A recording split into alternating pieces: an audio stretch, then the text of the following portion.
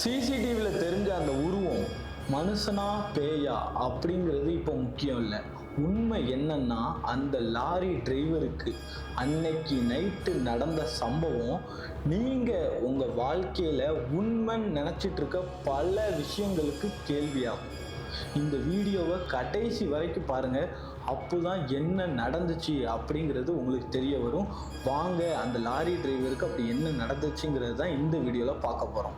வணக்கம் மக்களே, தொடர்ந்து ஒரு 50 நாளாக நம்ம சேனலில் வந்து வீடியோ வரவே இல்லை. நிறைய பேர் கமெண்ட் செக்ஷனில் ப்ரோ எங்கே ப்ரோ வீடியோ, எங்கே ப்ரோ போனீங்கன்னு சொல்லி நிறைய பேர் உங்கள் ஆதரவு தெரிவிச்சிருந்தீங்க. எனக்கே அவ்வளோ கஷ்டமாக இருந்துச்சு. என்னுடைய பர்சனல் வேலைக்காக நான் கொஞ்ச நாள் வந்து லீவ் எடுக்க வேண்டியதாகிட்டு, இனிமேல் நீங்கள் கவலையே படாதீங்க. அடிக்கடி உங்களுக்கு சிறப்பான தரமான உண்மை பேய் சம்பவங்களை நான் எடுத்துக்கிட்டு வந்துக்கிட்டே இருப்பேன். நீங்கள் பண்ண வேண்டியதெல்லாம் ஒன்றே ஒன்று தான். இப்போயே நம்ம சேனலை சப்ஸ்கிரைப் பண்ணி இந்த வீடியோ லைக் பண்ணி இதே மாதிரி பேய் சம்பவங்கள், உண்மை சம்பவங்கள் கேட்குற உங்களோட ஃப்ரெண்ட்ஸ் அண்ட் ஃபேமிலிக்கு இந்த வீடியோ ஷேர் பண்ணிடுங்க.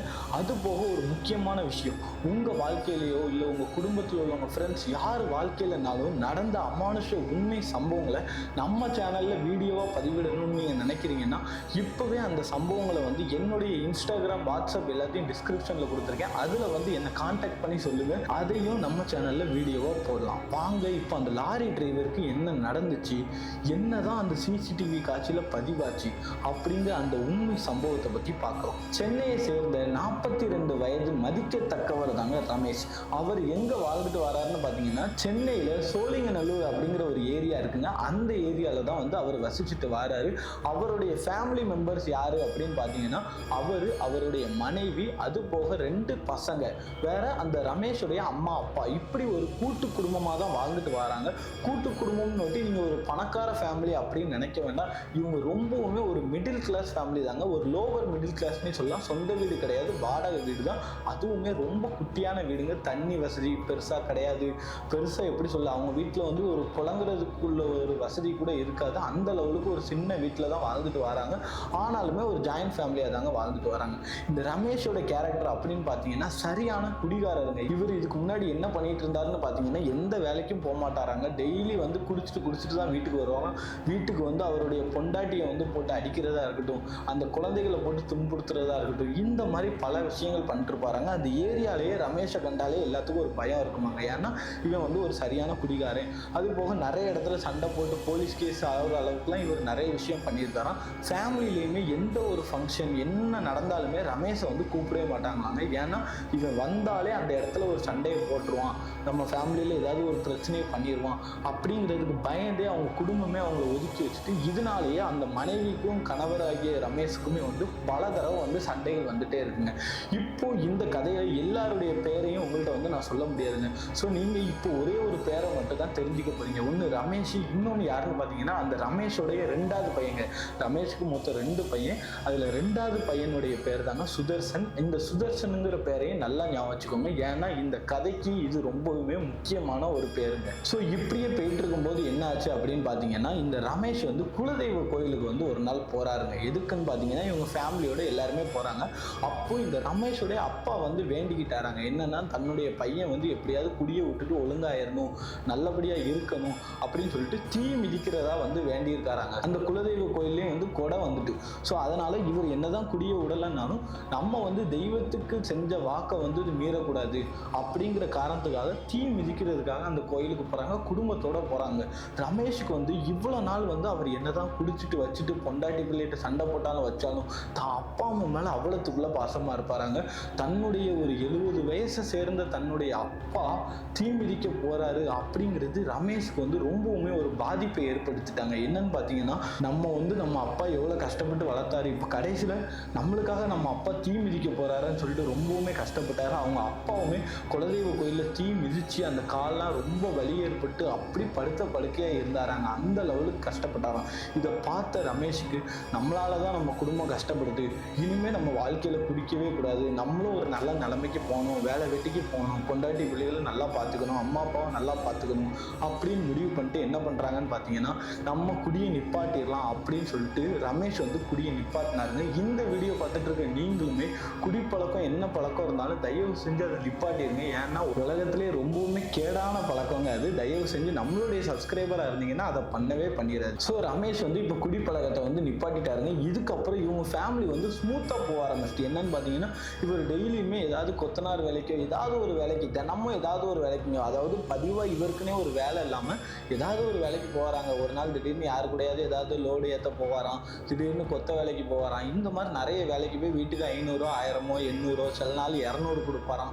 இந்த மாதிரி அவரால் முடிஞ்சது, குடிப்பழக்கம் இல்லைனாலும் அவரால் முடிஞ்ச சம்பாத்தியத்தை பண்ணி தன்னுடைய குடும்பத்துக்காக ஏதாவது ஒன்று பண்ணணுமேன்னு சொல்லிட்டு அவர் வேலை பார்த்து கொடுத்துட்டு தாங்க இருந்தாங்க. அவங்க மனைவிக்குமே வந்து தன்னுடைய கணவர் வந்து ரொம்ப சம்பாதிக்கணும், நம்மளை நல்லா வச்சுக்கணும், நகை நட்டை போட்டு பார்த்துக்கணும் அப்படிங்கிறதெல்லாம் அவங்க யோசிக்கவே இல்லைங்க. அவங்க யோசிச்சதெல்லாம் ஒன்றே ஒன்று தான், தன்னுடைய கணவர் குடிப்பழக்கத்தெல்லாம் விட்டுட்டு நம்ம கிட்ட நல்லா இருந்தால் போதும் அப்படின்னு தாங்க யோசிச்சாங்க. ஆனால் அந்த கடவுள் புண்ணியத்தில் அவங்க எல்லாரும் நினச்ச மாதிரியே ரமேஷ் மாறிட்டாருங்க.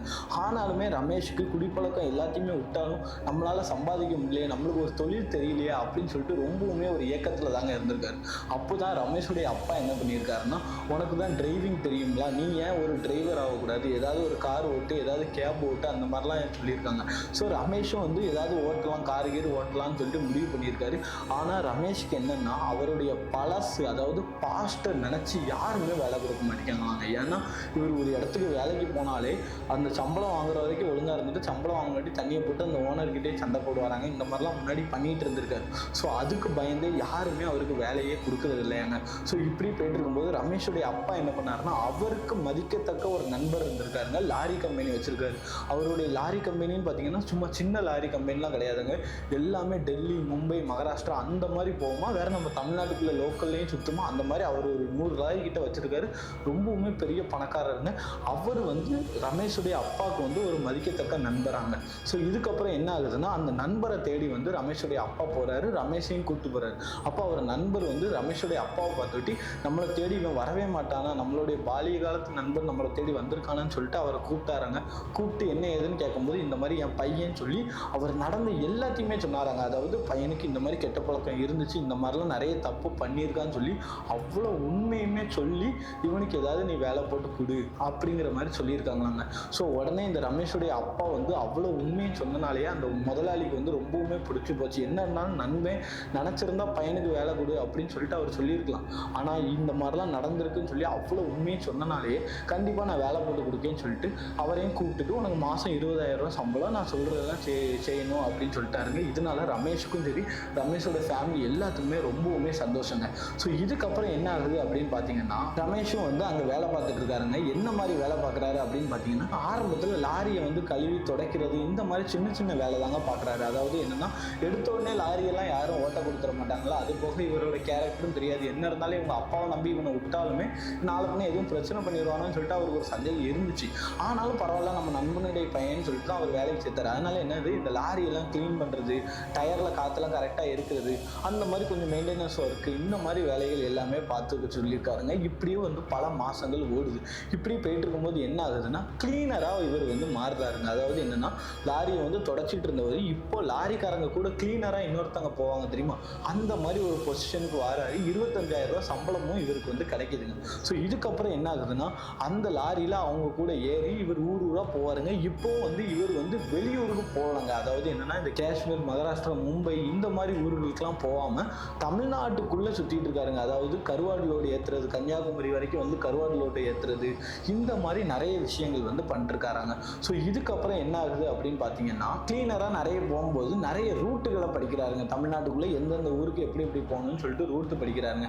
அதுக்கப்புறம் என்ன முடிவு பண்ணுறாங்கன்னா, இவரை வந்து காஷ்மீர் சைடு அனுப்பலாம் கிளீனரா அப்படின்னு சொல்லிட்டு முடிவு பண்ணுறாங்க. ஆனால் ஒரு சந்தர்ப்ப சூழ்நிலையினால இவர் வந்து டிரைவராக மாற வேண்டிய ஒரு தருணம் வருதுங்க. என்னாச்சுன்னு பார்த்தீங்கன்னா, அன்னைக்கு லோடை கொண்டுட்டு போக வேண்டிய டிரைவர் வந்து வர முடியாத சுச்சுவேஷன் ஆயிட்டாங்க. ஏன்னா அந்த டிரைவருடைய மனைவிக்கு வந்து பிரசவ வலினால அவங்க வந்து ஹாஸ்பிட்டலில் சேர்க்கப்பட்டனால அந்த டிரைவர் வந்து தற்காலிகமாக வண்டி ஓட்ட முடியாமல் அவர் வந்து போயிட்டாருங்க. இப்போ வேற ஆளே இல்லை. இந்த ரமேஷ்க்கு வந்து டிரைவிங்கும் தெரியும், அது போக அந்த ரூட்டுக்கு அடிக்கடி போயிருக்காருனால கன்னியாகுமரி ரூட்டுக்கு இப்போ ஆள் இல்லாதனால ரமேஷை வந்து விடுறாங்க. ரமேஷும் வந்து கிளீனராக இருந்தவர் ஒரு ஆக்சிடென்டலாக டிரைவராக மாறுறாருங்க. இவருமே சூப்பராக வண்டியை கொண்டு விட்டுட்டு கருவாடு லோடு ஏற்றிட்டு வந்துட்டாருங்க. இதனால அந்த ஓனருக்கு வந்து ரொம்பவுமே சந்தோஷம். ஏன்னா இவன் வந்து பண்ணுவானான்னு சொல்லிட்டு நம்ம சந்தேகப்பட்டோம், ஆனால் இவன் சூப்பராக கச்சிதமாக வேலையை முடிச்சிட்டான் அப்படின்னு சொல்லிட்டு ரொம்பவுமே சந்தோஷமாங்க. இதனாலேயே ரமேஷோட குடும்பத்தில் எல்லாத்துக்குமே ரொம்பவுமே ஹாப்பி. என்னதான் இருந்தாலும் கணவர் வந்து ஒரு கிளீனராகவோ இல்லை லாரி துடைக்கிறவராகவோ இருந்தாருன்னா ஒரு இதுதானே, என்னடா இந்த வேலை பார்க்குறாருன்னு சொல்லிட்டு. அதே டிரைவராக இருந்தாருன்னா ஓகே டிரைவராக இருக்காரு அப்படின்னு சொல்லிட்டு ஒரு இதுலாங்க. ஸோ அதனால இவருமே ஆசைப்பட்டு டிரைவராக போகணும். அதே மாதிரி இவரும் டிரைவர் ஆகிட்டாருங்க. ஸோ இதுக்கப்புறம் என்னாச்சு, ஒரு தடவை வண்டியை ஓடிட்டாரு. இதனால அந்த ஓனருக்கும் வந்து இவர் மேலே நல்ல பேர் கிடச்சிட்டு இதுக்கப்புறம் வந்து இவர் கிளீனராக இல்லாமல் ஃபுல்லாகவே வண்டியை ஓட்ட ஆரம்பிச்சிட்டாருங்க, லாரி தமிழ்நாட்டுக்குள்ள. ஏன் இவர் வெளியூருக்கு போகலன்னா, இவர் வந்து கிளீனராக அடுத்து வெளியூருக்கு போகிறதா தான் இருந்துச்சு. அதாவது காஷ்மீருக்கு ஆப்பிள் லோடு ஏற்ற போகிறதா தான் இருந்துச்சு. ஆனால் இவரால் வந்து போக முடியலை. ஏன்னு பார்த்தீங்கன்னா இந்த மாதிரி ஒரு டிரைவிங் இன்சிடென்ட் வந்தனால அப்படியே டிரைவிங் ஆகிட்டாரு. இதுக்கு அப்புறம் தான் நீங்கள் நினச்சி கூட பார்க்க முடியாத அமானுஷ பயங்கரமான சம்பவம்லாம் ரமேஷோட ஃபேமிலியை தாக்க ஆரம்பிச்சிச்சு. அது என்னன்னு தெரிஞ்சுக்கணும்னா தயவு செஞ்சு ஸ்கிப் பண்ணாமல் அப்படியே பார்த்துக்கிட்டே இருங்க. ஸோ இதுக்கப்புறம் என்ன ஆச்சு அப்படின்னு பார்த்தீங்கன்னா, ரமேஷ் வந்து ஊருக்குள்ளே ஃபுல்லாக ஓட்ட ஆரம்பிச்சிட்டாரு. அதாவது கடலூர், கிருஷ்ணகிரி, நாகப்பட்டினம் இந்த மாதிரி எல்லா ஊருக்குமே லோடு அடிக்க ஆரம்பிச்சிட்டாருங்க. இப்போதான் நம்ம அந்த கதையில சொல்ல போற அமானுஷ சம்பவங்கள் ஆரம்பிக்க போகுது. என்ன ஆச்சு அப்படின்னு பார்த்தீங்கன்னா, ரமேஷோட ஓனர் வந்து ஒரு வேலூர் ரூட்டுக்கு வந்து ரமேஷை வந்து அனுப்பி விடுறாருங்க. என்னது, சென்னை டு வேலூர், இதுதாங்க ரூட்டு. ஸோ இதுக்கப்புறம் என்ன ஆச்சு அப்படின்னு பார்த்தீங்கன்னா, இவர் வந்து வேலூருக்கு லோடை ஏற்றிட்டு போறாருங்க. இவருடைய வேலை என்னன்னா, நேராக போறாரு, லோடை கொண்டு போய் விடுறாரு, திரும்ப வண்டி எடுத்துட்டு சென்னைக்கு வராரு. இவ்வளவுதாங்க இவருடைய வேலை. இவர் உடனே என்ன பண்றாரு, நேராக லோடை கொண்டுட்டு போறாருங்க. லோடை கொண்டுட்டு வேலூருக்கு போறாரு. போற வரைக்கும் எதுவுமே இல்லை, அந்த நெடுஞ்சாலையில தாங்க போறாரு. அதாவது ஹைவேன்னு சொல்லுவோம் தெரியுமா, அந்த வேலூர் அந்த சென்னை டு வேலூர் நெடுஞ்சாலையில் தாங்க போகிறாரு. இவர் அப்படியே போயிட்டு லோடும் வந்து இறக்கிறதுக்கான இடத்துக்கும் வந்தாச்சுங்க. ஸோ இப்போ ரமேஷுக்கு ஒரு பழக்கம் இருக்குது. என்னன்னா, லோடு இறக்க ஆள் வருவாங்க. ஆனால் ரமேஷ் என்ன பண்ணுவார்னா, அந்த லோடை இறக்கி கொடுத்தா கூட ஒரு 800 500 அந்த மாதிரி கிடைக்கும். லாரிக்காரங்க இந்த வீடியோ பார்த்துட்டு இருந்தீங்கன்னா உங்களுக்கே தெரிஞ்சிருக்கும், கூட மாற இருந்து ஹெல்ப் பண்ணாலே நம்மளுக்கு ஒரு அமௌண்ட் அந்த ஓனர் கொடுக்க தான் செய்வாங்க. ஸோ இவர் என்ன பண்ணுறாரு, இவர் அப்போ தான் ஸ்டார்டிங் வரையா நிறைய சம்பாதிக்கணுங்கிறதுக்காக இவர் என்ன முடிவு பண்ணுறாரு, லோடு இறக்கி கொடுத்துடலாம் அப்படிங்கிற மாதிரி முடிவு பண்ணிட்டு லோடையுமே இறக்க ஸ்டார்ட் பண்ணிட்டாருங்க. இப்போதான் வந்து ஒரு எதிர்பாராத ஒரு சம்பவம் நடக்குது. என்னன்னு பார்த்தீங்கன்னா, இந்த லோடு இறக்கி விட்டுட்டு இருக்கும்போது கொஞ்ச நேரத்துக்கு மேலே என்னன்னா, இவருக்கு முதுகு வந்து பயங்கரமாக வலிச்சிருக்குங்க. ஆனாலும் இவர் பரவாயில்லன்னு சொல்லிட்டு லோடை இறக்கிக்கிட்டே இருந்திருக்காரு. இறக்கும் போது ஒரு கட்டத்தில் என்ன ஆகிட்டு, முதுகில் சட்டக்குன்னு ஒரு சவுண்டு வந்திருக்குங்க. முதுகு பிடிச்சிக்கிட்டு இவரால் வலி தாங்கவே முடியல. அந்த அளவுக்கு பயங்கரமான வலியாங்க இந்த முதுகில் ஏற்பட்ட வலி. ஸோ உடனே என்ன பண்ணுறாரு, அப்படியே அந்த இடத்துலயே படுத்துட்டாராங்க. உடனே அங்கே உள்ளவங்கலாம் வந்துட்டு, நாங்களே லோடை இறக்கிக்கிறோம், நீங்கள் ஒன்றும் இது பண்ணாதீங்கன்னு சொல்லிட்டு தூக்கி கொண்டு ஒரு ஓரமாக உட்கார வச்சு தண்ணியுமே கொடுத்துட்டாங்களாங்க. தண்ணி கொடுத்தோட்டியுமே இவருக்கு வலி வந்து அடங்கவே இல்லையாங்க. ஸோ என்ன பண்ணுறாங்க, பக்கத்தில் இந்த உழுக்கு தடை விடுவாங்க தெரியுமா, நீவி விடுவாங்க அப்படின்னு சொல்லுவாங்க, அந்த எண்ணெயை வச்சு அந்த இடத்துக்கு போகணும் அப்படின்னு சொல்லிட்டு அங்கேயே ஒருத்தர் வந்து வண்டியில் வந்து இவரை கூட்டு போகிறாருங்க. கூட்டு போய் அங்கேயுமே நீவி விட்டாங்க. அங்கே சொல்லிட்டாங்க, ஒரு மாதிரி உங்களுக்கு ஒரு வறுமை பிடிச்சிட்டு கொஞ்ச நாள் வலி ஓவராக தான் இருக்கும், பொறுத்துக்கிட்டு தான் நீங்கள் இருந்தாகணும் அப்படின்னு சொல்லிட்டு அவங்களும் சொல்லிட்டாங்க. நீவி விட தான் சரியாகும் அப்படின்னு சொல்லிட்டாங்க. ஸோ இதுக்கப்புறம் என்னாச்சு, இவர் டைரெக்டாக வாராரு. நைட்டு ஒரு 8 மணி போல இருக்கும். 8 மணி ஆனதுக்கப்புறம் என்னாச்சுன்னா, இந்த லோடுமே இறக்கி முடிச்சுட்டாங்க. இப்போ என்னன்னா, ஆல்ரெடி முதுகு வேற இதாக இருக்கலாம், நைட்டு ரெஸ்ட் எடுத்துட்டு நம்ம காலையில் போகலாம் அப்படின்னு சொல்லிட்டு ரமேஷ் வந்து முடிவு பண்ணுறாரு. ஆனால் ஓனர் ஃபோன் அடிச்சு, என்ன ரமேஷ் லோடெலாம் இறக்கியாச்சா, எல்லா வேலையும் முடிஞ்சா அப்படின்னு. ஆமாண்ணே 8 மணிக்கே லோடெலாம் இறக்கியாச்சு, நான் இந்த மாதிரி இங்கே இருக்கேன் அப்படின்னாரு. நாளைக்கே இந்த லாரி வேற ஒரு லோடுக்கு போகணும், நீ வந்து நைட்டோட நைட்டாக கிளம்பி வந்துரு அப்படின்னு சொல்லிட்டு ஓனர் ஒரு குண்டை தூக்கி போட்டாருங்க. ஏன் குண்டை தூக்கி போட்டார் அப்படின்னு நான் சொல்கிறோம்னா, ஏற்கனவே ரமேஷ்க்கு வந்து முதுகு வலி, அவரால் சுத்தமாக முடியல. அப்போ இந்த நேரத்தில் அவர் எப்படி வண்டியை ஓட்டிட்டு போவார் நீங்களே நினச்சி பாருங்க. ஆனால் வேற வழி கிடையாது, நாளைக்கு லாரி வேற ரூட்டுக்கு போகணும். அப்போ இந்த லாரி நாளை காலைல சென்னையில் நின்னே ஆகணும். ஸோ அப்போ ரமேஷ்க்கு வேற வழியே இல்லாமல் அந்த முதுகு வலியை வச்சுக்கிட்டு வேலூருக்கு வந்து டிராவல் பண்ணுறாருங்க. என்னது, சென்னை டு வேலூர் நெடுஞ்சாலையில். அப்படி பண்ணிட்டு இருக்கும்போது ரமேஷுக்கு வந்து பயங்கரமாக வலியானது ஏற்படுதுங்க. அவருக்கு வந்து முடியவே இல்லை, வண்டி ஓட்டவே முடியல. இப்போதான் ரமேஷ் ஒரு தேவை இல்லாத ஒரு முடிவு எடுக்கிறாருங்க. அவர் நினச்சிருந்தா அவர் ஓனர்கிட்ட உண்மையை சொல்லியிருக்கலாம், இல்லை ஏதாவது ஒரு வழி பண்ணியிருக்கலாம். ஆனால் எந்த ஒரு மனுஷன் பண்ணவே கூடாதோ அந்த ஒரு வழியை அவர் கையில் எடுத்தார். என்னன்னு பார்த்தீங்கன்னா, ஆல்ரெடி நம்மளுக்கு வலி இருக்குது. ஸோ இந்த வலியை மறக்கிறதுக்காக நம்ம குடித்தோம்னா நம்ம உடம்பு வலி கம்மியாயிரும், ஸோ நம்ம வந்து குடிச்சிருவோம் அப்படின்னு சொல்லிட்டு தன்னுடைய அப்பாக்காக, குடும்ப குடும்பத்துக்காக, பிள்ளைங்களுக்காக, எல்லாத்துக்காகவும் நிப்பாட்டின அந்த குடியை அவர் திரும்பியும் தொட்டாருங்க. ஸோ என்ன பண்றாரு, அந்த நெடுஞ்சாலையில போயிட்டு இருக்கும்போதே ஒரு கிராமத்துக்குள்ள போறாரு. அங்க போய் அங்க உள்ள ஒயின் ஷாப்ல ஒரு ஆஃப் பாட்டில வாங்கி ஆஃபையும் குடிச்சிருக்காருங்க.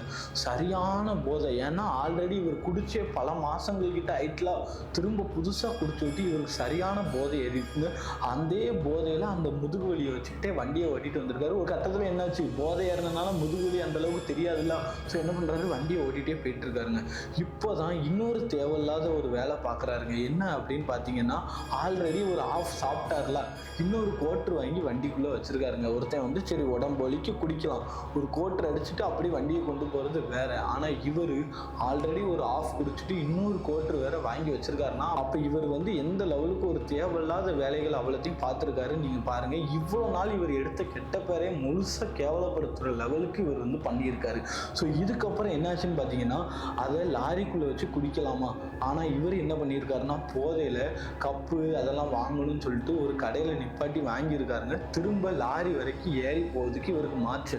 உடனே என்ன பண்ணிட்டாரு, நடந்தே கொஞ்சம் தூரம் போய்கிட்டே இருக்காருங்க. எதுக்காகன்னா, ஏதாவது ஒரு இடம் கிடச்சிருமா அப்படின்னு சொல்லிட்டு, ஹைவே இருக்குது தெரியுமா, அந்த ஹைவேக்கு பக்கத்தில் சர்வீஸ் ரோடு போகும்போதுங்க, அந்த சர்வீஸ் ரோட்டில் நடந்தே போயிட்டு இருக்காருங்க.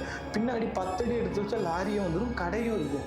ஆனால் இவர் வந்து நடக்காராம் போய்கிட்டே இருக்காராங்க. ஒரு கட்டத்தில் என்ன ஆகுதுன்னா, இவர் நடந்து போக போக இருட்டு மட்டும் தாங்க இருக்கும். இவர் வந்து போதையில் இருக்கனால இவர் மைண்டில் எதுவுமே தோணலை. ஆனால் என்ன இருக்கு, ஃபுல்லாகவே இருட்டாயிட்டே இருந்திருக்குங்க. இவர் என்ன பண்ணியிருக்காரு, அப்படியே போனவர் ஒரு சைடில் மண் ரோடு இறங்கியிருக்குங்க.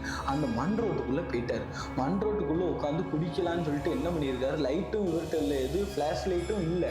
இவர் ஃபோனுக்குன்னு எல்லாத்தையும் லாரியில் வச்சிருக்காரு. ஏன்னா இவர் ஆல்ரெடி போதையில் இருக்காரு, உங்களுக்கே நல்லா தெரியும். ஸோ இதுக்கப்புறம் என்ன ஆகுது, கப்பில் வந்து ஊற்றுறாருங்க. கப்பில் சரக்கை ஊற்றிட்டு குடிச்சிட்டே இருக்கும்போது சுற்றி ஒரு அமானுஷமான பயங்கரமான சத்தங்கள்லாம் கேட்க ஆரம்பிச்சிருக்கு. ஆனால் இவருக்கு வந்து அது ஒரு பயங்கரமான சத்தமோ அமானுஷமான சத்தமோங்கிறத புரிஞ்சுக்கிற நிலைமையில கூட இவர் அப்போ இல்லை. ரொம்பவுமே பயங்கரமான சத்தங்கள்லாம் கேட்டுட்டு இருந்திருக்குங்க. இவர் உட்கார்ந்து இருந்த இடத்துல ஏதோ ஒன்று ஊறுற மாதிரியே இருந்திருக்குங்க. இவர் கை கால்லாம் ஏதோ ஒன்று ஏறுற மாதிரியே, ஏதோ ஒன்று ஊறுற மாதிரியே இவருக்கு இருந்திருக்குங்க. இவருக்கு போக போக என்னன்னா ஒரு ரியலைசேஷன் கிடைக்குது. என்னன்னா, என்னடா இது ரொம்ப ஒரு மாதிரி வினோதமா இருக்கு, என்ன நடக்குதுன்னே நம்மளுக்கு புரிய மாட்டேங்க அப்படின்னு சொல்லிட்டு ரொம்பவுமே ஒரு பயங்கரமான ஒரு பயமானது அவருக்கு ஏற்படுதுங்க. ஏன்னா மனுஷனுக்கு என்னைக்குமே பயங்கிறது கண்டிப்பாக இருந்தே தீரும். அப்படிப்பட்ட பயம் போதையில் இருந்தாலும் சரி, போதையில் இல்லைன்னாலும் சரி, ரொம்பவுமே பயங்கிறது அவருக்கு ஏற்பட்டுட்டே இருந்திருக்கு. இந்த பயத்தின் வெளிப்பாடாக என்ன ஆயிருக்குன்னா, ஒரு கட்டத்தில் அவரால் எந்திரிச்சு உட்கார கூட முடியலையா. யாரோ இந்த 2 தொடையுமே அப்படியே பிடிச்சி அமுக்கி வச்ச மாதிரி இருந்திருக்காங்க. இவர் வந்து அப்படியே எந்திரிச்சு போக ட்ரை பண்ணிக்கிட்டே இருந்திருக்காரு. ஆனால் இவரால் சுத்தமாக முடியல. அந்த லெவலுக்கு யாரோ ஒரு ஆள் தொட்டையை பிடிச்சி இருக்கிற மாதிரி இருக்கும். அது போக பக்கத்தில் ஃபுல்லாக சவுண்டு பயங்கரமாக கேட்டுக்கிட்டே இருக்காங்க. அதாவது இந்த இரவு பூச்சிகள் வந்து கிச்சு கிச்சு கிச்சு கிச்சுன்னு சவுண்டு போடும் தெரியும், அது இரவுல பொதுவாக எல்லாத்துக்கும் தெரியும் சவுண்டு போடுன்னு சொல்லிட்டு. ஆனால் அந்த சவுண்டு இவர் காது கிட்ட கிச்சு கிச்சு கிச்சு கிச்சுன்னு கேட்டால் எப்படி இருக்கும், அந்த மாதிரி பயங்கரமான சத்தங்கள்லாம் இவர் காதுக்குள்ளே கேட்டுக்கிட்டே இருந்திருக்கும். இவருக்கு வந்து ஒரு கட்டத்தில் எப்படின்னா போதையை இறங்கிட்டுன்னு சொல்லுவாங்க தெரியுமா, அந்த லெவலுக்கு இவருக்கு வந்து அந்த போதையை தாண்டின ஒரு பயத்தின் வெளிப்பாடாக தான் வந்து ரமேஷ் வந்து அந்த இடத்துல உட்காந்து இருக்காராங்க. அவருக்கு வந்து எப்படியாவது இந்த இடத்த விட்டு எந்திரிச்சு நம்ம போயிட்டா போதும் அப்படிங்கிறனால என்ன பண்ணிட்டாரு, டக்குன்னு அதாவது ஒரு கட்டிங் போட்டிருக்காரு, இன்னொரு கட்டிங் அப்படியே அந்த பாட்டிலில் இருந்திருக்கு. அந்த பாட்டில் அப்படியே வச்சுட்டு எப்படி எந்திரிக்க போயிருக்காரு. யாரோ ஒரு ஆள், அதாவது சின்ன பிள்ளை தாங்க, ஒரு சின்ன பையன் வந்து காலை பிடிச்சா எப்படி இருக்கும் நம்மளுக்கே தெரியுங்களா, சின்ன பையனோட கைதான்னு சொல்லிட்டு. ஒரு சின்ன பையன் வந்து காலை பிடிக்கிற மாதிரி இருந்திருக்காங்க. இவர் திரும்பி பார்த்துருக்காரு, ஒரு கருப்பு உருவம் இப்படி ஒரு காலை பிடிச்சிக்கிட்டு இப்படி நிற்கிதாங்க. எப்படி இருந்திருக்கும் பாருங்க அந்த இடத்துல ரமேஷுக்கு. அவருக்கு என்னதான் குடிச்சிருந்தாலும் அந்த சின்ன பையனோட உருவத்தை பார்த்து அடுத்த நிமிஷம் ரமேஷ் வந்து காலை உதறிட்டு ஓட ஆரம்பிச்சிருக்காருங்க. நேரம் ஓடி இருக்காரு. ஆல்ரெடி ஒரு கட்டிங் வேற வச்சுட்டாரு. நேரம் ஓடி இருக்காரு. பார்த்தா அந்த கடையுமே பூட்டிட்டான். ஏன்னா அந்த கடை மிட் நைட்ல வந்து திறக்க மாட்டாங்க. இவருக்காக தான் பூட்டுற நேரத்துல தான் அந்த கடையே திறந்து இருந்துச்சு. இவர் கிட்ட போறாரு, அந்த கடையும் பூட்டியாச்சு. இவர் அந்த நேரத்துல எப்படியா தப்பிச்சா பொழைச்சா போதுமான்னு சொல்லிட்டு நேராக லாரியில ஏறி இருக்காரு. லாரியில ஏறி விறுவிறுன்னு போறாரு. போற வழி எந்த வழி, நான் ஆல்ரெடி சொன்னேன் தெரியுமா, அந்த சின்ன பையன் காலை பிடிச்சான் ஒரு மண் ரோடுன்னு சொல்லிட்டு, அதே வழியில தாங்க லாரி போகுது. ஏன்னா ஹைவேல இருந்து மெயின் ரோட்டுக்கு ஏறணும்னா அப்படிதாங்க போகணுமா. ஹைவேல அந்த நெடுஞ்சாலையில அந்த டைம் பார்த்தா எந்த வண்டியுமே மேக்சிமம் வரலையாங்க. ஸோ இவர் என்ன பண்ணியிருக்காரு, அப்படியே வண்டியில போறவர் ஒரு கட்டத்துல வந்து இவருக்கு இன்னமுமே ஒரு தேவையில்லாத வேலை பார்த்துருக்காருங்க. எவனா வேணா இருக்கட்டுமே, இந்த இடத்துல யாரா வேணா இருங்க, எவனுமே இந்த மாதிரி ஒரு முடிவு எடுக்க மாட்டாங்க. ஆனா அந்த ரமேஷுங்கிறவர் இந்த தேவையில்லாத முடிவு எடுத்தாருங்க. என்னன்னு பார்த்தீங்கன்னா, காசு கொடுத்து வாங்கின கட்டிங் இருக்கு, எப்படியாவது இந்த கட்டிங் எடுத்துட்டு வண்டியில் ஏறிடுவோம்னு சொல்லிட்டு அதே இடத்துல, அதாவது அந்த அமானுஷ்ய சம்பவங்கள் நடந்த அதே இடத்துல வண்டியை நிப்பாட்டி இருக்காருங்க. வண்டியை நிப்பாட்டி அந்த கட்டிங் எடுக்க போயிருக்காரு. அந்த கட்டிங்கையும் எடுத்துட்டு வந்துட்டாருங்க. எடுத்துட்டு வந்துட்டு வண்டியை எடுத்துட்டு போயிட்டாருங்க. ஸோ இதுக்கப்புறம் நீங்கள் யோசிக்கலாம், இதில் என்னடா இருக்குது, எந்த அமானுஷ்யமே நடக்கலை அப்படின்னு சொல்லிட்டு இந்த வீடியோவை கடைசி வரைக்கும் பார்த்தாதான் நான் தம்ப்நெயில்ல போட்டது, இன்ட்ரோவில் சொன்னது எல்லாமே இந்த இடத்துல தான் நடந்துச்சு அப்படிங்கிறது உங்களுக்கு தெரியும். இதில் என்னடா இருக்குது ஹரிஷ் அப்படின்னு நீங்கள் யோசிக்கலாம். ஆனால் நீங்கள் வீடியோவை கடைசி வரைக்கும் பார்த்தாதான் இந்த இடத்துல நடந்த சம்பவம் உங்களுக்கு புரியும். ஸோ இவருமே அந்த சென்னை டு வேலூர் நெடுஞ்சாலை வழியாக திரும்ப சென்னைக்கு போயிட்டாருங்க. சென்னைக்கு போனோட்டி இவர் வந்து திரும்பவுமே நார்மல் ஆயிட்டாருங்க. அதாவது போதை எல்லாமே எப்படி இறங்கி இருக்கும், இறங்கி நல்ல ஒரு மாதிரியே போய் ஓனர்கிட்டையுமே போய் சாவியை கொடுத்துட்டாரு. ஓனர் சொல்லிட்டாரு, நீ வீட்டுக்கு போய் ரெஸ்ட் எடு, ஆல்ரெடி நைட்டு ஓட்டிட்டு வந்திருக்கேன்னு சொல்லிட்டாரு. இவருமே பைக் எடுத்துட்டு வீட்டுக்கு போறாருங்க. ஆனால் அந்த பகல் டைம்லையுமே இவர் கூட யாரோ வண்டியில் ஏறுற மாதிரி இவருக்கு ஒரு ஃபீலிங். அப்போ கூட இவர் திரும்பி பார்க்குறாரு, இவருக்கு வந்து யாருமே இல்லாத மாதிரி தாங்க இருந்திருக்கு. ஸோ இவருமே நீட்டாக வீட்டுக்கு போயிட்டாரு. இவர் என்னதான் குடிச்சிருந்தாலும் அதுக்கப்புறம் வந்து இவர் குடிக்கவே இல்லைங்க. ஏன்னா மறுநாள் இவர் குடிக்கல, இவர் வந்து வலிக்காக தான் குடிச்சார். மறுநாளும் வலி இருந்திருக்கு. அவர் மனைவி கிட்ட போய் இந்த மாதிரி சொல்லியிருக்காரு, எனக்கு ஆல்ரெடி வலி ஓவராக இருக்குது, இந்த மாதிரி மூட்டை தூக்கினே முதுகு பிடிச்சிக்கிட்டுன்னு சொல்லியிருக்காங்க. அவங்க மனைவியும் வந்து உழுக்கு தடவுறவங்களை வீட்டுக்கே கூப்பிட்டு வந்து தடவி விட்டு அவர் வந்து ரெஸ்ட் எடுக்க ஆரம்பிச்சிருக்காருங்க. இதுக்கப்புறம் தான் இந்த அமானுஷ்யம், அதாவது நேற்று இரவு ரமேஷ் பார்த்த அமானுஷ்யம் ரமேஷோட குடும்பத்தையே எந்த லெவலுக்கு நில கொலைய வச்சிச்சு. இப்போதான் என்ன ஆகுது அப்படின்னு பார்த்தீங்கன்னா, ரமேஷ் வந்து அன்னைக்கு நைட்டு நடந்த சம்பவத்தை அவங்க வீட்டில் யாருக்கிட்டையுமே சொல்லலைங்க. ஸோ இதனால என்ன ஆகுது அப்படின்னு பார்த்தீங்கன்னா, ஏதோ ஒரு அமானுஷ்ய சம்பவங்கள் அவங்க வீட்டில் அடிக்கடி நடக்க ஆரம்பிக்குதுங்க. அதாவது என்னன்னா, இவங்க வீட்டில் பூஜை பண்ணும்போது அந்த பூஜை ஒழுங்காக நடக்காமல் இருக்கிற மாதிரியும், அதாவது என்னன்னா, நம்மளுக்கே தெரியும் ஒரு வீட்டில் ஒரு தெய்வீக கலை இல்லைன்னா எப்படி இருக்கும் அப்படிங்கிறது. வீட்டில் அந்த தெய்வீக கலையே இல்லையாங்க. எங்கே எப்போ பூஜை பண்ணாலுமே ரொம்பவுமே ஒரு அன்சாட்டிஸ்ஃபைடாகவே ரமேஷோடைய அம்மாவுக்கு இருக்குது. அது போக அவங்க மனைவிக்குமே அந்த மாதிரி தாங்க இருக்குது. விளக்குவாங்க தெரியுமா, அதாவது விளக்கு தேய்ப்பாங்க பாருங்க, அந்த விளக்கு தேய்ச்சிட்டு இருக்கும்போது அந்த விளக்கோட நுனி அவங்க ஒய்ஃப் கையில் குத்தி ரத்தம் வந்திருக்கு. ஸோ இது எல்லாத்தையுமே அவங்க வந்து ஸ்டார்டிங்கில் அபசகுணமாக நினைக்கல. ஆனால் போக போக ரிப்பீட்டடாக நிறைய விஷயம் நடக்க அவங்க குடும்பத்துக்கு ஏதோ ஒரு அமானுஷம் அப்படிங்கிறது ஃபீல் ஆயிருக்குங்க. என்னன்னு பார்த்தீங்கன்னா, வௌவால் வந்து இரவு நேரத்தில் வர்றதா இருக்கட்டும், அது போக அந்த ரமேஷுடைய அப்பா இருக்கார் தெரியுமா, அவர் இரவு நேரத்தில் வெளியே போயிட்டு சைக்கிளில் தான் போயிட்டு வருவாராங்க. போயிட்டு வரும்போது தவறி கீழே விழுந்து ரத்தக்காவை வாங்குறதா இருக்கட்டும், இது போக இவங்க கோயில்களுக்கு போனால் அங்கே உள்ள தேங்காய்கள் அழுகுறதா இருக்கட்டும், இந்த மாதிரி நிறைய அன்வான்ட் சம்பவங்கள் எல்லாமே அவங்க வீட்டில் ரிப்பீட்டடாக நடக்குது.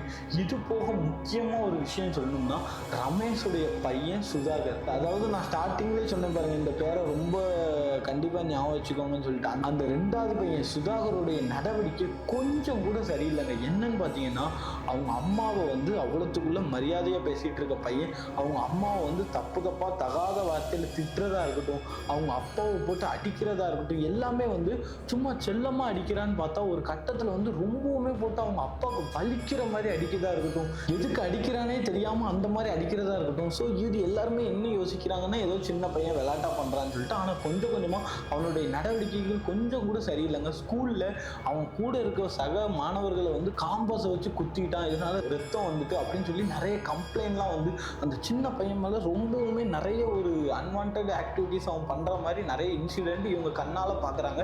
இது எதுவுமே வந்து யாராக இருக்கட்டுமே என்னதான் இருந்தாலும் அமானுஷம்னு எப்படி நினைப்பாங்க. ஆனால் அவங்க ஃபேமிலியுமே அப்படி தாங்க வந்து அமானுஷமாக இருக்காது. ஏன்னா அப்படி ஒன்று நினைக்கவே இல்லை, ஏதோ கெட்ட நேரம் அப்படின்னு நினைக்கிறாங்க. ஆனால் போக போக இது வந்து கண்டிப்பாக அமானுஷமாக தான் இருக்கும் அப்படிங்கிற ஒரு நிலைமைக்கு தள்ளப்படுது. என்னைக்குன்னு பார்த்தீங்கன்னா, ஒரு நாள் இரவுங்க.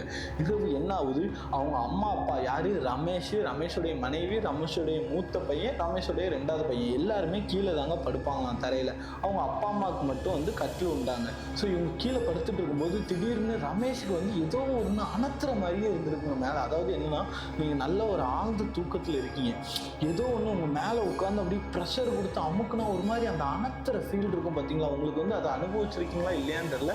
நீங்கள் அனுபவிச்சிருந்தீங்களா தயவு செஞ்சு கமெண்ட் பாக்ஸில் சொல்லுங்க. அப்புறம் நானும் இந்த மாதிரி அனுபவிச்சிருக்கேன் அப்படின்னு சொல்லிட்டு. ஸோ ஏதோ ஒன்று அணத்துற மாதிரி அவருக்கு அப்படியே ஃபீல் ஆகிட்டே இருந்திருக்கேன். இவர் என்ன ஏதுன்னு சொல்லிட்டு அப்படி முழிச்சு பார்க்குறாருங்க. ரொம்ப கொடூரமான நிலைமையில அவருடைய 2வது பையன் சுதாகர் சங்க பிடிச்சி நெரிச்சிட்டு இருக்கானாங்க. எப்படி, அதாவது விளையாட்டுக்கு இல்லைங்க, ரொம்ப சீரியஸாக நைட்டு 2 மணிக்கு யோசிச்சு பாருங்க, நைட்டு 2 மணிக்கு சங்க பிடிச்சி அப்படி நெரிச்சிட்டு இருக்கானாங்க. நெரிச்ச நெறியில இவரால் கத்தவும் முடியல, எதுவும் பண்ண முடியல. கையை 2யும் போட்டு டப்பு டப்புன்னு அடிக்கிறாங்க. அடிக்கும் போது அவர் ஒய்ஃப் என்னடான்னு போட்டு டக்குன்னு திரும்பி பார்க்குறாங்க. தன்னுடைய கணவர் படுத்திருக்க தன்னுடைய 2வது பையன் சுதாகர் ரொம்பவுமே கொடூரமான ஒரு நிலைமையில சங்க பிடிச்சி நெரிச்சிட்டு இருக்கான். எப்படி இருக்கும்னு சொல்லிட்டு யோசிச்சு பாருங்க. அவருடைய மனைவி வந்து சுதாகர் கையை பிடிச்சிட்டே என்னடா பண்றன்னு இழுக்கிறாங்க. சுதாகரை வந்து அசைக்க கூட முடியலையாங்க. அப்படி கல்லு மாதிரி இருக்கானாங்க. ஒரு வார்த்தையை வந்து ரிப்பீட்டடா சொல்லிக்கிட்டே இருக்கா. அது என்னன்னா, அன்னைக்கு நைட்டு எதுக்கு வந்தேன்னு சொல்லி அப்படி நெரிச்சுக்கிட்டே இருக்கானாங்க கழுத்தை. அவங்களுக்கு எப்படி இருக்கும் யோசிச்சு பாருங்க. ஒரு கட்டத்துல வந்து பிடிச்சி இழுக்கவும் வரமாட்டேங்கான். உடனே அத்தை மாமான்னு சொல்லிட்டு அந்த ரமேஷுடைய மனைவி கத்த ஆரம்பிச்சிட்டா. மூத்த பையன் எந்திரிச்சு ஒரு பக்கம் இழுக்கிறான். யாருமே அசையவே மாட்டேங்காங்க. போட்டு கழுத்தை நெரிச்சுக்கிட்டே இருக்காங்க. அதுக்கப்புறம் அவங்களுடைய தாத்தா பாட்டி வந்து அவர் தாத்தா வந்து திருநாள் எடுத்து நெத்தியில சட்டக்குன்னு வச்சு விட்டாருங்க. அடுத்த நிமிஷம் அந்த பையன் 10 அடி பின்னாடி பறந்து போய் கீழே விழுறாங்க. விழுந்து அந்த இடத்துல அப்படியே மயக்கம் போட்டு விழுந்துட்டானாங்க. எப்படி இருக்கும் பாருங்க. இந்த இடத்துல ரமேஷோட குடும்பமே அப்படியே சீரழிஞ்சு சின்ன பின்னமான மாதிரி ஆயிட்டாங்க. அப்படியே நில குழஞ்சு போய் எல்லாருமே அப்படியே உட்காந்துட்டாங்களா. அந்த பையன் வந்து மூச்சு பேச்செல்லாம் படுத்து கிடக்கானா. அவங்களுடைய அப்பா அம்மா போய் எழுப்புறாங்களாம், தாத்தா பாட்டி எழுப்புறாங்களாம். அந்த சுதாகருங்கிற பையன் கொஞ்சம் கூட ஒரு சுய நினைவே இல்லாம அப்படியே படுத்திருக்கானாங்க. உடனே என்ன பண்றாங்க, ஹாஸ்பிட்டலுக்கு தூக்கிட்டு போவோம் அப்படின்னு சொல்லிட்டு ஹாஸ்பிட்டலுக்கு தூக்கிட்டு போறாங்க. அங்க போனட்டி டாக்டர் வந்து என்ன சொல்றாங்கன்னா, அவங்க பையனுக்கு வந்து ஏதோ உடம்புல வந்து ஏதோ பிரச்சனை, என்னன்னே தெரியல, ஸ்கேன் எடுத்தாதான் தெரியும் அப்படிங்கிற மாதிரி சொல்றாங்க. இப்போதைக்கு நாங்கள் ட்ரிப்ஸ் போடுறோம் அப்படின்னு சொல்லிட்டு ட்ரிப்ஸ் போடுறாங்க. போட்டுட்டு பையன் கொஞ்சம் நார்மல் ஆயிட்டாங்க. உடனே டாக்டர் இருந்துக்கிட்டு இது ஏதோ ஒரு மைன்யூட்டான ஏதாவது ஒரு பிரெயின் ஸ்ட்ரக்கா இருக்கும், அந்த மாதிரி ஏதோ ஒரு விஷயம் தான் அப்படிங்கிற மாதிரி சொல்றாங்க. ஆனா டாக்டர் கிட்ட நடந்த எந்த விஷயமுமே ரமேஷும் சரி ரமேஷோட குடும்பத்தினரும் சரி யாருமே சொல்லல. அதாவது என்னன்னா, இந்த மாதிரி ரமேஷோட பையன் வந்து ரொம்ப ஆக்ரோஷமா நடந்துகிட்டதையும் கழுத்தை பிடிச்சி நெரிச்சுக்கிட்டதையும் இந்த மாதிரி எதையுமே சொல்லலங்க. இவ்வளவு நேரம் வீடியோ பார்த்துட்டு இருந்தீங்கன்னா இப்போ வந்து ஒரு புது மாற்றம் ஒன்று உங்களுக்கு தெரிஞ்சிருக்கும். என்னன்னு பார்த்தீங்கன்னா, இந்த சைடு லைட் ஒன்று வச்சிருந்தேங்க. அந்த லைட்டு சார்ஜ் இல்லாமல் ஆஃப் ஆகிட்டு இப்போ சார்ஜ் போட்டிருந்தேன். ஆனாலும் உங்களுக்கு விறுவிறுப்பு சுறுசுறுப்பு நம்ம குறைஞ்சிடக்கூடாது, நம்மளுடைய கதைகள் வந்து நின்றக்கூடாதுங்கிறதுக்காக உடனே லைட்டை டைரக்ஷன் மாற்றி நான் இப்படி எடுத்துட்டேங்க. ஸோ தயவு செஞ்சு நீங்கள் டிஸ்ட்ராக்ட் ஆயிருந்தீங்கன்னா என்னை மன்னிச்சுக்கோங்க. இனிமேல் இந்த தவறு நடக்காத மாதிரி நான் பார்த்துக்கிறேன், சரியா? ஸோ இதுக்கப்புறம் இந்த சம்பவத்தில் என்ன ஆகுது அப்படின்னு பார்த்தீங்கன்னா, ரமேஷ் வந்து என்ன நினைக்கிறான்னா, அன்னைக்கு நம்ம போனது தான் ஏதோ ஒரு தப்போ, அங்கே தான் ஏதாவது ஒரு அமானுஷம் வந்திருக்குமோ அப்படின்னு சொல்லிட்டு நினைக்கிறான். ஆனாலும் ரமேஷ் என்ன நினைக்கிறான்னா, இல்லை நம்மளை வந்து ஒரு சின்ன பையனோட ஆத்மா மாதிரி ஏதோ ஒன்று காலை பிடிச்சிச்சு, ஆனாலும் நம்ம தான் உதறி விட்டுட்டு வந்துட்டோம்ல, நம்மளை எப்படி இவங்க சொல்ல முடியும், நம்ம அதுக்கப்புறம் போய் கோட்ரு எடுக்க போனோமே அப்போ எதுவும் வந்திருக்குமா அப்படின்னு சொல்லிட்டு யோசிக்கிறாங்க. ஆனால் அப்போ கூட எதுவுமே நடக்கலையே அப்படின்னு சொல்லிட்டு யோசிக்கிறாங்க. ஸோ இதுக்கப்புறம் ரமேஷோடைய அப்பா என்ன நினைக்கிறாருன்னா, இந்த வீட்டில் வந்து இந்த மாதிரி தவறான விஷயம் நிறைய நடக்குது. இது போக இந்த சுதாகருடைய நடவடிக்கை வந்து ஸ்டார்டிங்ல இருந்து ரொம்ப வினோதமாக மாறிட்டு, ஸோ இது எல்லாத்துக்கும் வந்து ஏதாவது ஒரு காரணமாக இருக்கும் அப்படின்னு தான் நான் நினச்சிட்டு இருந்தேன். ஆனால் இந்த ரமேஷோட கழுத்தை நெரிச்சு அன்னைக்கு நைட்டு எதுக்கு வந்தேன்னு அவன் சொல்லியிருக்கான். அப்போ இந்த ரமேஷ் தான் ஏதாவது ஒரு சம்பவத்துக்கு காரணமாக இருப்பானோ அப்படின்னு சொல்லிட்டு அவங்க அப்பாவுக்கு டவுட் வருது. மொத்த குடும்பத்தையுமே உட்கார வச்சு ரமேஷை போட்டு கேள்வி கேட்குறாரு. நீ வந்து எனக்கு பையனா இருந்தன்னா உண்மையை சொல்லு அப்படிங்கிற ஒரு வார்த்தை கேட்குறாரு. ரமேஷ் இருந்துக்கிட்டு அவ்வளோ உண்மையுமே சொல்கிறாருங்க. என்னன்னா, இந்த மாதிரி எனக்கு முதுகு பிடிச்சிக்கிட்டு நான் அன்னைக்கு சரக்கு அடிச்சு விட்டு என்ன பண்ணேன், திரும்ப ஒரு கோட்ரு வாங்கிட்டு நான் அந்த காட்டுக்குள்ளே போய் அடிக்கும்போது ஒரு கருப்பான உருவம் என் காலை பிடிச்சிச்சு. என்னால் என்ன பண்ணுறதுனே தெரியலை. அந்த கருப்பு உருவம் தான் இதாக இருக்குமோ, ஒரு சின்ன பையனோட ஆத்மா தான், எனக்கு நல்லா தெரியும். அந்த உருவத்துக்கிட்ட இருந்து எப்படியோ தப்பிச்சு வந்துட்டேன் அப்படின்னு சொல்லிட்டு அதை மட்டும் தாங்க சொல்கிறாரு. அதுக்கப்புறம் லாரியை நிப்பாட்டி அவர் திரும்ப போய் எடுத்ததை இவர் வந்து சொல்லவே இல்லைங்க. ஸோ அப்போ அந்த பார்ட் 1 மாதிரியே அந்த கொஞ்சோண்டு பார்ட்டை மட்டும் தான் அவர் சொல்லியிருக்காரு. மிச்சம் நடந்த எந்த சம்பவத்தையும் சொல்லலை. இதை வந்து அவங்க அப்பாவும் சரி வீட்டில் உள்ளவங்களும் சரி பிளைண்டாக நம்பிட்டு இதனால என்ன பண்ணுறாங்க அப்படின்னு பார்த்தீங்கன்னா, ஃபஸ்ட்டு ரமேஷை போட்டு பயங்கரமாக திட்டுறாங்க. நீ என்ன தைரியம் இருந்தால் குடிச்சிருப்ப, உன்னை நம்பி நாங்கள் வந்து உனக்கு நாங்கள் சப்போர்ட் பண்ணோம், நீ என்ன தான் தப்பு பண்ணாலும் ஆனாலும் நீ அந்த தப்பை நிப்பாட்டில் பார்த்தியா அப்படி இப்படின்னு சொல்லி பயங்கரமாக திட்டுறாங்க. ஆனாலும் ரமேஷ் ஃபேமிலியில் வந்து சரி ஏதோ வழியில் கையில் பிடிச்சிட்டான் அப்படின்னு சொல்லிட்டு ஒரு கருணையும் காட்டிட்டாங்க. அடுத்து இப்போ பையனை எப்படியாவது குணப்படுத்தணும் அப்படிங்கிற ஒரு முடிவு தாங்க இருந்திருக்கு. இப்போ என்ன பண்ணியிருக்காரு, ரமேஷுடைய அப்பாவுக்கு வந்து ஒரு சாமியார் வந்து தெரிஞ்சவர் இருந்திருக்காருங்க. அந்த சாமியார்கிட்ட பையனை கூப்பிட்டு போகிறாங்க. பையனை கூப்பிட்டு போனவிட்டு இவங்க உடனே என்ன பண்ணுறாங்கன்னு பார்த்தீங்கன்னா, நடந்த எல்லாத்தையுமே சொல்கிறாங்க. இந்த மாதிரி எங்கள் வீட்டில் தடங்கள்லாம் நடக்குது, பையன் ரொம்ப ஒரு மாதிரி அகோரமாக நடந்துக்கிறான் அப்படிங்கிற மாதிரி சொல்லியிருக்காங்க. ஸோ இதனால என்ன ஆகிட்டு, அந்த சாமியார் வந்து ஏதாவது ஒரு தீவினை யாராவது இவங்க ஃபேமிலி மேலே வச்சுருப்பாங்களோ அப்படிங்கிற மாதிரி நினைக்கிறாங்க. ஆனால் இவர் சொல்கிறாரு, செய்வனையா இல்லையான்னு எனக்கு தெரியலை, ஆனால் இந்த மாதிரி ரமேஷ் வந்து லாரி ஓட்டும் போது ஒரு சம்பவம் நடந்திருக்கு அப்படிங்கிற மாதிரி சொல்கிறாங்க. அப்போவும் இந்த சாமியார் என்ன சொல்கிறாருன்னா, அது ஒரு அமானுஷ சம்பவம் நடந்துட்டு, அது வந்து இவ்வளோ தூரம் வீடு வரைக்கும் வந்து இந்த மாதிரி பண்ணுச்சுன்னா அது கொஞ்சம் நடக்காத விஷயம்தான், யாரா செய்வனை தான் வச்சுருப்பாங்க அப்படிங்கிற மாதிரி சொல்லிட்டு செய்வனையை முறிக்கிறதுக்கான எல்லா வேலையுமே பார்க்குறார தவிர அந்த ஆத்மா எதுவும் வந்திருக்குமாங்கிறத அவர் யோசிக்கவே இல்லைங்க.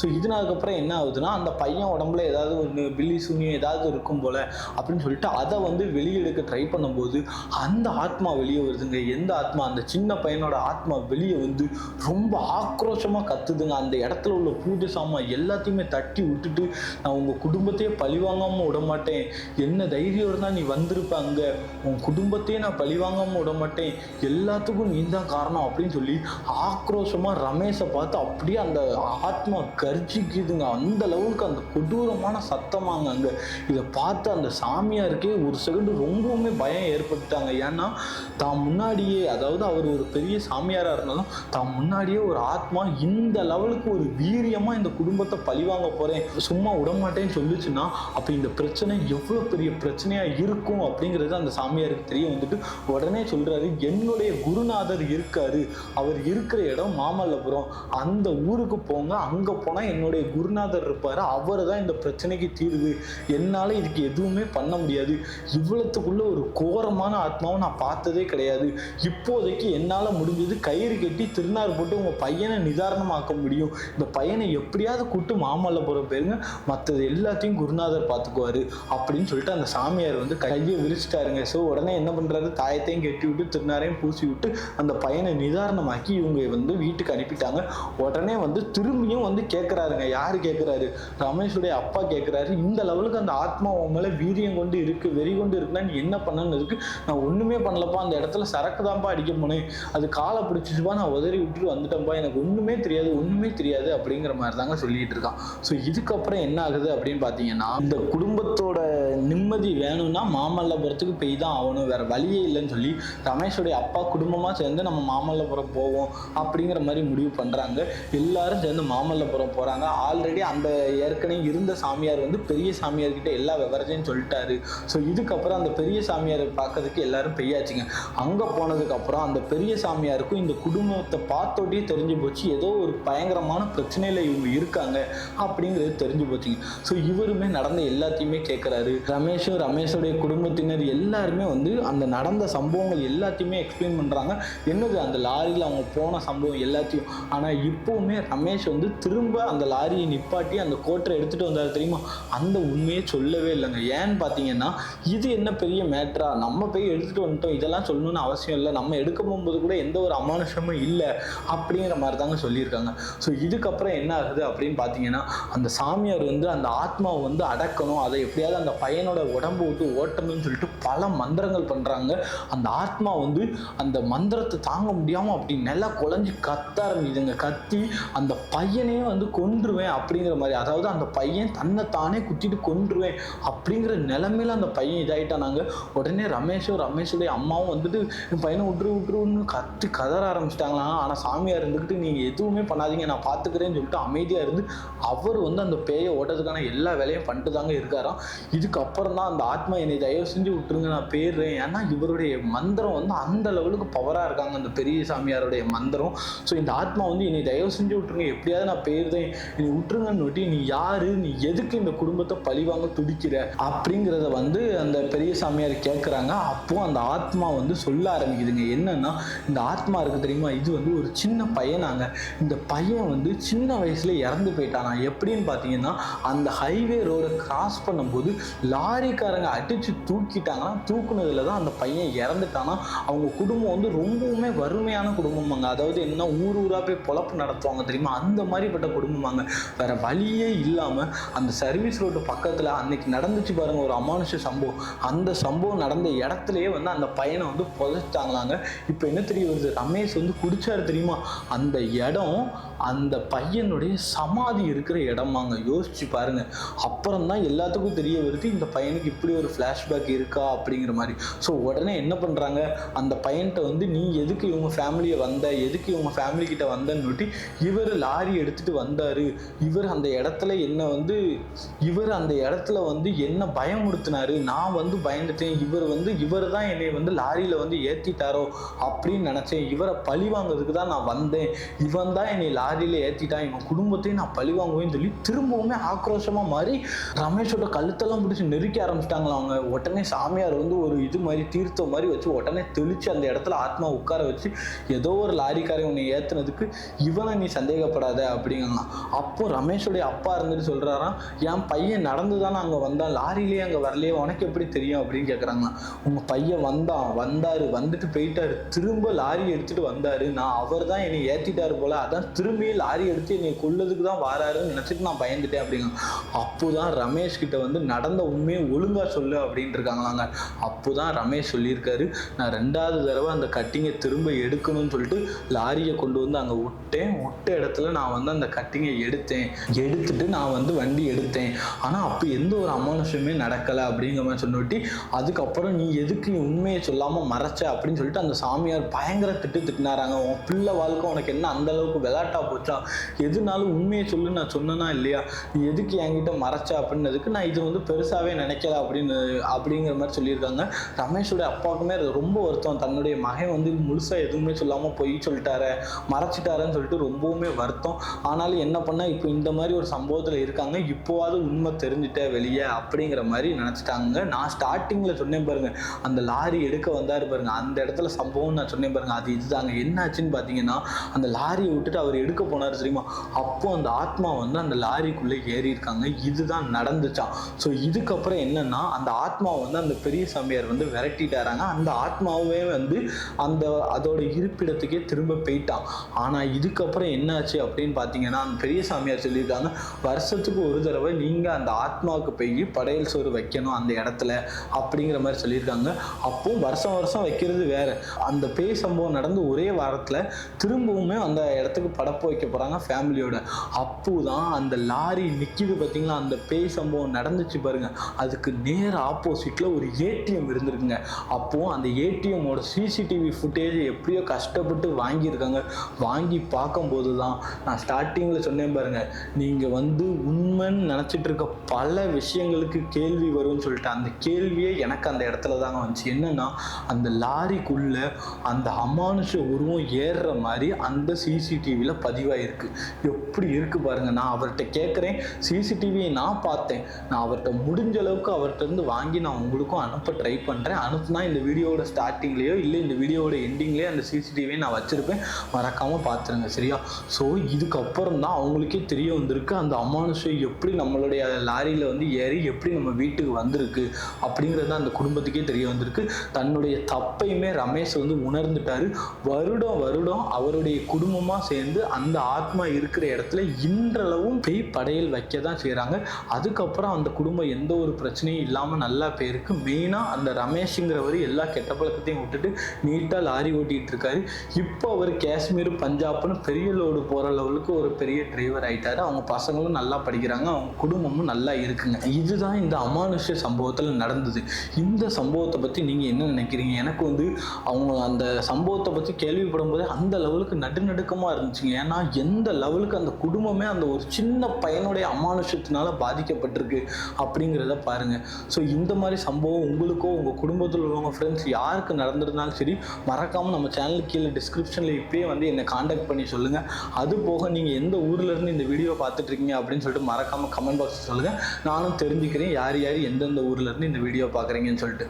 ஸோ இன்னொரு அமானுஷ திகில் உண்மை சம்பவத்தில் உங்களை வந்து சந்திக்கிறேன். அதுவரை உங்களிடமிருந்து விடைபெறுகிறேன். வணக்கம்.